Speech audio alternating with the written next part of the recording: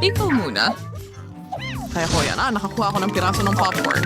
Sayang, tumigil kang tumawa. Tingnan mo kung ano ang meron ka.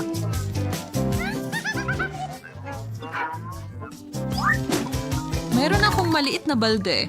Hindi masama. Mukhang masarap. Ikaw na lang, Vivian. Ang daming popcorn. May maliit na bundok dito. Hindi pa ako nakakita ng ganito. Huwag kang titig ng titig sa pagkain ko. Kainin mo yung sayo. Natatakot ako, matapos ko ito ng mabilis. Pero hindi yung pipigil sa akin na i-enjoy ang sandali. Yan ang nagpapahalaga sa buhay. Maligayang pagbabalik. Ano ang Peter, ginagawa mo dito? pinulong ko sa'yo kung ano ang magandang asal. Alam kong hindi mo ito masyadong kabisado. Kaya manood ka at matuto. Kakailanganin ko ng tinidor at kutsilyo. Magaling.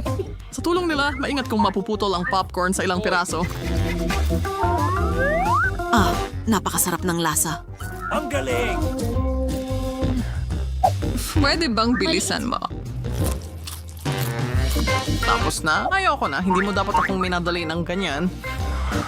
Pasensya! Saan napunta ang mga magagandang asal mo? Hindi ako katulad mo. Hindi ko kailangan ang lahat ng iyan. Kakainin ko na lang ang aking masarap na popcorn. Napaka-crisp nito. Talagang masasabi natin kung gaano kasariwa itong ginawa. Kulang na lang ay magandang pelikula. Naubos ko na ba yun ng kabilis? Hindi ko nga alam ito. Isa na lang ang natitira. Hindi ko pwedeng Panahon na para tapusin. Hindi ko napigilan. Ito ang pagkakataon ko.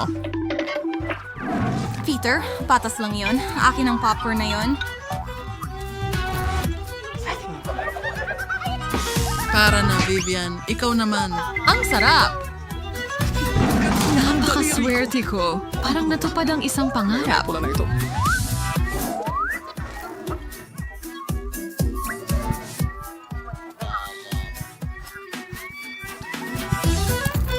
Nag-e-enjoy sa mga puwersa. Kung hindi, gagawa ako ng popcorn. Ibalik natin ito at palapitin tayo. Iwan mo na, Mary. Handa na ako. Nagsimula na ang proseso. Lahat ay gumagana. Malapit na nating makuha ang lahat ng popcorn para sa atin. Mga bato ito. Gustong-gusto kong makisali sa masasamang plano. Hindi ko maintindihan. Nasaan ang popcorn ko? Alam mo, maaari ko siyang linisin agad. Ninakaw mo ang popcorn ko. Sinasakit mo ang ulo ko sa lahat ng sigaw mo. Kunin mo ang popcorn mo. Gusto man siya, Belair. Ngayon, walang makikialam sa atin. Simulan na natin. Masarap. Sulit ang pagod. Ngayon, handa na akong iangat ang aking binti muna. Wow! Isang Hindi na pangkugan. ako makapaghintay. Ayaw ko nang maghintay. Gusto kong kainin ito dito. Ngayon na, ilang piraso ng sabay-sabay. Ayos lang sa akin yan. Wow, kamangha-mangha. Ano? Huwag muna, Vivian. Una, kailangan nating lahat tumingin. Wow. Tiyak na tatanggalin ko ito. Maraming chewing gum dito. Isang buong matamis na pader nito. Kaya kong hawakan niya ng madali. Pero hindi ko ito may bukas. Pasensya na. Nakalimutan kong hindi na-check ni Peter ang bahagi niya. Pero nagawa ko ito ng maayos. Ngayon, tingnan natin kung ano ang meron ako. Paano nagkasya lahat ito sa ilalim ng takip? Hindi ko galing maipaniwala. Wala akong masabi. Kahit saang anggulo mo tingnan, ang ganda talaga. Kailangan sa nating tanggalin ang lahat ng labis sa lalong madaling panahon. Tatanggalin ko lang ang mga balot. Madali lang yun. Nami-miss ko na talagang nangumunguya. Hindi the way. Hindi ko ibabahagi sa kahit sino. Greedy? Galit ako sa'yo? At hintayin mo akong nguyain ng bubblegum ko? Tamang-tama lang. Wow, hindi ako nagmamadali. Susubukan kong magpabula ng malaking bula. Iniisip ko kung ano ang Sa mangyayari. panong hindi ito gumagana ng maayos. May problema sa gum na ito. Hindi ito gumagana ng maayos. Iisipin ko kung ano ang magagawa ko. Kailangan ko ng bomba. Tingnan mo, ganyan ang gusto ko. Gumagana ang plano ko. Kay Gandang Lobo, ilalagay ko ito sa stick at gagawing laruan. Ang ganda talaga. Magaling na trabaho. Gusto ko ang lobo ni Vivian, pero siguradong ayaw niyang ibigay ito sa akin. Kailangan kong maging malikhain. Nasa tamang pag-asunta ito. Hindi, pumutok! Sorry, Vivian. Gusto ko lang mag-enjoy. Bastos! Mas mabuti pang kainin mo ang iyong gum. Gagawin ko yan ngayon. Ang sarap. Hindi ko mapigilan. Akin na ang turn magpabubble. Ito ay simula pa lang. Kailangan ko munang mag-init. Tingnan mo, Vivian. Paano niya nagagawa yon? Ako naman ang papasok. Mary, hindi ko nakalimutan ang ginawa mo. Anong nangyari? Hindi ko makita ang kahit ano. Bakit natatakpan ng gum ang mukha ko? Sa palagay ko, bagay na bagay sa'yo ang kulay na yan. Ay, nako. Ang gum ko. Sira na ito. Pati na rin ang mga kilay ko. Kailangan kong idikit muli ang mga ito. Hindi mukhang maganda yon. Ginawa ko. Nabalik ko ang aking mga kilay. Oh, ikaw na. Tumakbo ka! Tagal ko nang hinihintay ang sandaling ito. Ang sa mga makamay ko ay umaabot na sa chewing gum. At hindi ko na mapigilan pa. Bakit ko nga mapipigilan? Pagkatapos ng lahat, akin ito. Napakaraming chewing gum. Halos hindi magkasya sa bibig ko. Iniisip Pero ko hindi na bale. masama Kaya ko ang itong kalalabasan pagpagayan. nito. Huwag kang maging masyadong dramatiko, Vivian. Kontrolado ang lahat. Tingnan mo ito. Nakikita mo ba ito? Tama na, Peter. Sapat na yan. Pumuputok na ang bula. Hi, Vivian. Tama ka, Mary. Nagsanhi ito ng totoong pagsabog. Tulungan mo ako! Naipit ako! Para kang gagambang nasakal sa sariling sapot. Ngayon ako ang mauuna. Cookies at gatas. Bakit ang konti lang nito? Mayroon lang. Hindi ko ito gusto. Vivian, buksan mo ang sayo. Sa akin ay mas malaking bahagi. Ayos! Masaya ako! Mahilig ako sa cookies at gatas. Ibig sabihin, may malaking bahagi si Mary? Itaas mo ang takip mo. May 100 cookies at isang malaking baso ng gatas pa. Gusto ko sanang makipagpalit sa'yo, Mary, pero dito na lang ako. Binababad ko ang cookie ko sa gatas. Sa tingin ko gusto ko ito. Mukhang masarap. Oo, mahusay yun. Hindi ako nadidismaya. Panahon na para mag-milk battle at kahit papano. Nako, nalaglag ang nag-iisa kong biskwit. Maaari ka pa bang makalabas? Hindi sa palagay ko. Minsan ang kalat mo talaga, Peter. Ginagawa. Inumin ko ang lahat ng gatas at saka ko kakainin ang aking cookie. May gatas ka sa nguso. Masarap. Ayos. Peter, nakakatawa ka. Salamat sa papuri, Vivian. Pero oras na para magtrabaho ka na. Grabe, ang daming frosting dito. Ang saya. Sa tingin ko magdadagdag ako ng gatas. Nalaglag ko rin ang cookie sa baso ko. Naku! Pero baka mas mabuti nga iyon. Tingnan mo ang nangyari sa gatas ko. Naging tsokolate na lahat. Ano ang ginagawa mo, Vivian? Ang paggawa ng pinakamasarap na inumin sa mundo. Lahat ng sangkap ay nakasalansan na at ihahalo ko ito sa isang shaker. Magandang ideya. Magaling na trabaho. At ngayon tingnan natin kung ano ang nakuha ko. Kailangan kong ibuhos ang aking cocktail sa isang magandang baso. Ito ay bagay na. Mukhang napaka-tsokolate. Gusto ko yan. Gumuhit ng isang payong at pagkatapos ay maaari ko ng tikman ito. Mas maganda pa kaysa sa inaasahan ko. Hindi ka panipaniwala ang lasa. Hindi ko may paliwanag. Ayos. Naiinggit ako sa'yo. Anyway, ito ay walang silbi. Ang mahalaga ay ang lasa. At gusto kong sulitin ito ngayon. Sige na, Mary. Halika na. Handa na ako. Hindi ko alam kung saan magsisimula. Ang daming cookies dito. Susubukan ko ang ilan. Sarap. Pwede ba kaming makakuha? Huwag mo nang isipin. Nakain mo na ang iyo. Sa akin na lahat ito. Ay, hindi! Hindi ang cookies! Oh, tama ka. Kasalanan mo na rin. Sa tingin ko, nahulog ito sa gatas ko. Kaya hindi pa lahat nawawala. Ngayon na ang pagkakataon natin, Vivian. Panahon na para turuan si Mary ng leksyon. Anong ginagawa mo? Tigilan mo. Nabasa ako dahil sa'yo. Nagpasya akong gusto ko ng burger. Pakigawa ito. Madali ko itong mahahanda. Okay. Oh, sige, kailangan ko ng karne para sa patty. Kukunin natin ang pinakamasarap at iprito ito. Barbie? Almekimay na ito ay sisira sa buong katawan. Sige. Gagawa ako ng apple burger. Sige. Gusto ito ni Jane, kaya magdadagdag ako ng ilang sangkap. Sige, ilang pickles. Ano yan? Kadiri? Pwede ko bang subukan din? Okay, ang astig na pepino. Ang sarap. Gusto kong kainin ito palagi. Pepino na lang ang kakainin ko mula ngayon. Bakit walang nagsabi sa akin tungkol dito? Kamangha-mangha ito, syempre. Oh, sige. Ngayon ilalagay na natin sila sa burger. At syempre, ilang makatas na kamates, ilang sibuyas. Coating queso. Na mayonnaise y mil salsa. Siguro bagay niyo ang mayonesa. Sige. Paano naman ikaw? Kukunin ko lang ang lahat ng kailangan ko at magsisimula na sa pagluluto. Tayo'y maghiwa ng pinya, strawberries at kiwi. Siyempre, may orange din.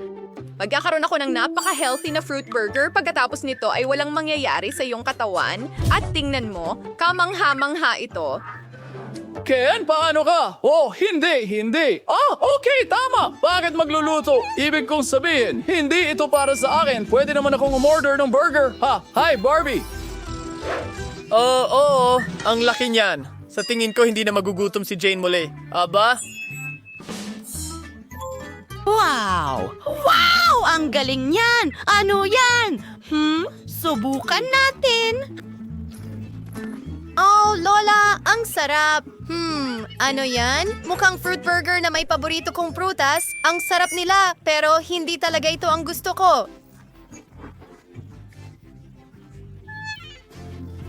At ngayon, oras na para sa higanting burger. Ano ang lasa mo? Oh, ang laki at ang sarap. Well, pinipili kita bilang panalo. Oh, baby, salamat. Ngayon, gumawa ka ng milkshake para sa akin. Pakiusap!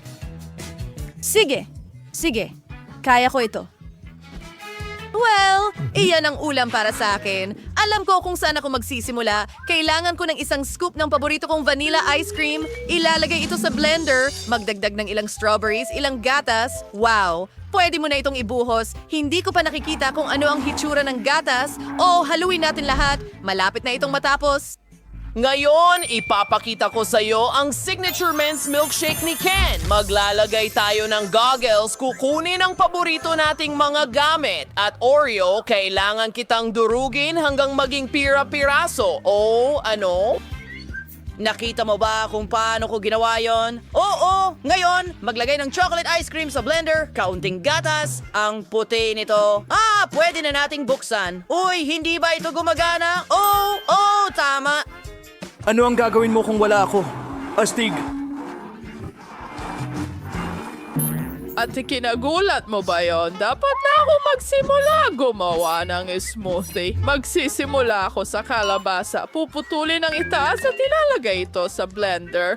Ngayon, kamangha-mangha yun. Kailangan ko ng saging. Babalatan ko ito at ilalagay doon at sa aking bibig. Sige, isa lang ay sapat na. Kaunting orange. Ano yun ang mga mata ko? Ken, may tissue para sa iyong mga luha. Salamat, Lola. Walang anuman, gwapo. Sana nga ba ako katas ng orange? Haluin natin lahat. Ang galing. At tiyak na handa na ang aking smoothie. Kailangan kong ibuhos ito sa magandang baso at lagyan ng whipped cream sa ibabaw. Napakalambot nito, parang ulap.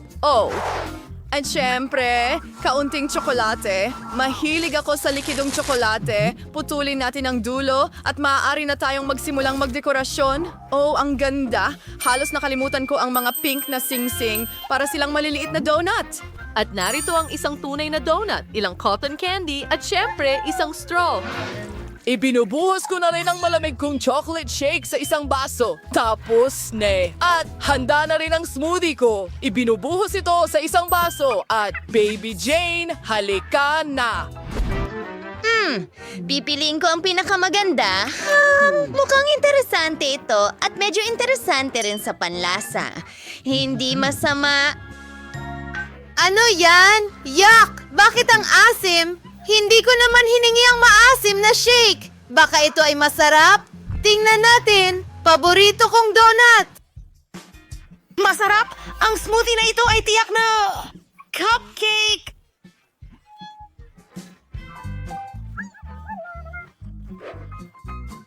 Oh, madali lang ito. Gusto ko rin ito. Hindi talaga. Gagawin ko ang pinakamahusay na cupcakes kailanman. Kailangan nating magsimula sa isang itlog. Madali lang iyon. Tama. Ano pa?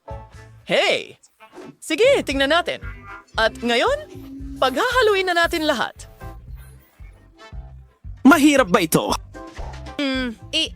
Ken, may hari na ka sa mukha mo at ginagawa ko ang aking masa. Kulay rosas ito. Perfecto. Ibinubuhos ko ito sa mga puso. Ngayon, ilalagay na ito sa oven.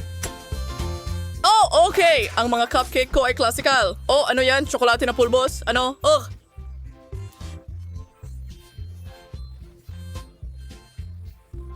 Nakakatakot yon. Diyos ko! Sige! Ngayon, ilalagay na natin ito sa mga hulmahan. At ilagay na natin ito sa oven para maghurno. Handa na ang aking mga pink na cupcake. Ang natitira na lang ay ang pagdekorasyon. Para dyan, kailangan ko ng whipped cream at ilang kumikinang na mga palamuti. Oh, ang ganda. Kamangha-mangha ito.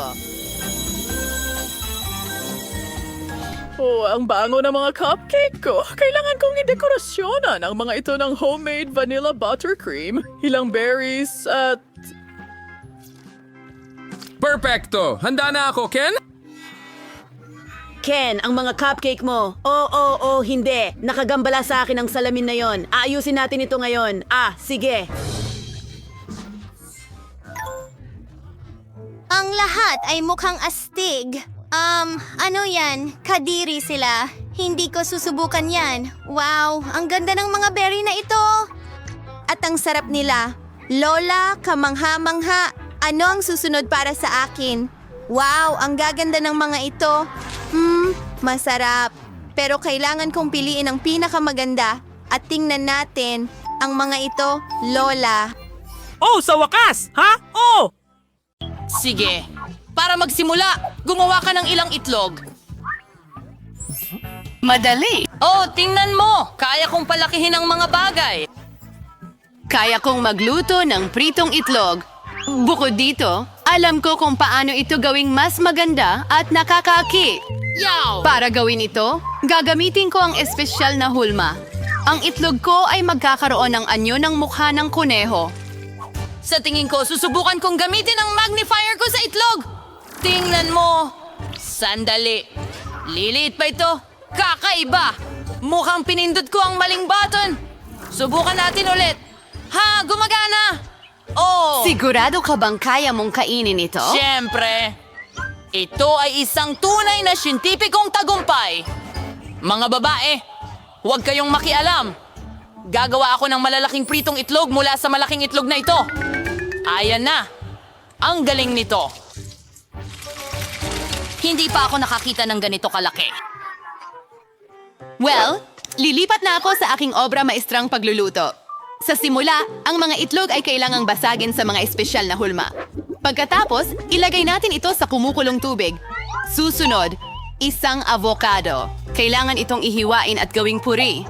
Ito ay guacamole. Kailangan itong ipahid sa toast. Oh, tingnan mo. Napakaganda. Ilang labanos sa ibabaw at handa na ang almusal. Ang unang higanting itlog sa mundo? Oh, tingnan mo kung gaano ito kabongga. At may ketchup. Pero sa akin ang pinakamatamis. Tingnan mo! Mukha itong kuneho. Kawili-wili. Wow! Pinaghalong itlog sa anyo ng kuneho. Hindi lang maganda, kundi masarap din. Jane, mahusay ang ginagawa mo at ano ang meron kay Emma para sa akin? Mukhang kakaiba ang kanyang sandwich. At punong-puno ito ng berdeng gisantes. Ito ay isang avocado. Ayoko nito. Professor John, ikaw na lang ang pag-asa ko. Sobrang simple siguro. Pero nakagawa ako ng siyentipikong tuklas. Jane, binabati kita. Mukhang may inihanda si Leo para sa atin. Tama. Ngayong pagkakataon, ihanda mo ako ng salad. Madali lang. Magagawa ito. Isang salad? Madali lang. Siyempre, mas mabuting maghanda ng salad na may sariwang gulay. Bakit hindi ko ito palaguin ngayon? Para gawin ito, Gagamitin ko ang aking experimental farm. Ang mahalaga ay maingat na diligan ang mga binhi. Professor John, sa tingin ko may mali sa ginagawa mo. Oh, tama. Kailangan kong punasan agad ang baha na ito. Ayoko na mapuno ng maruming tubig ang aking salad. Oh, nagawa ko. Oh, tingnan mo! Mayroon akong salad dito. Panahon na para hiwain ito. Sunod, isang loaf ang gagamitin. Kailangan ko ng tinapay at ilang beans. At isang figura ng dinosaur upang palamutian ang aking salad. Tingnan mo, talagang astig ito. Parang isang installation. Tama. Ngayon, susunod na sa aking salad. Kumuha tayo ng pipino at ilang paminta, ilang sibuyas at ilagay ang lahat sa plato. Gagawin kong salad na parang cute na aso. Tingnan mo kung gaano ito kaganda. Napakaganda. Hindi mo man lang naisip ang tungkol sa mga sarsa. Maasim na cream. Perpekto ito para sa aking salad. Susunod, ilang itim na tinapay. Ito ang kakatawan sa lupa. Ngayon, gagawa ako ng magagandang bulaklak mula sa mga gulay, ilang labanos at iba pang gulay. Tingnan mo kung gaano kaganda ang kinalabasan.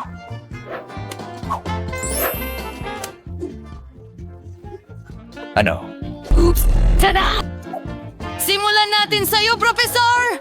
Napakasarap ng dinosaur. Gawa ito sa tsokolate. Subukan natin ang iba pa. Ew, beans? Walang may gusto niyan. Nakakadirire. Oh, ginagawa Oh, wala kang naiintindihan. Jane, ang cute ng aso mo at hindi naman masama ang salad.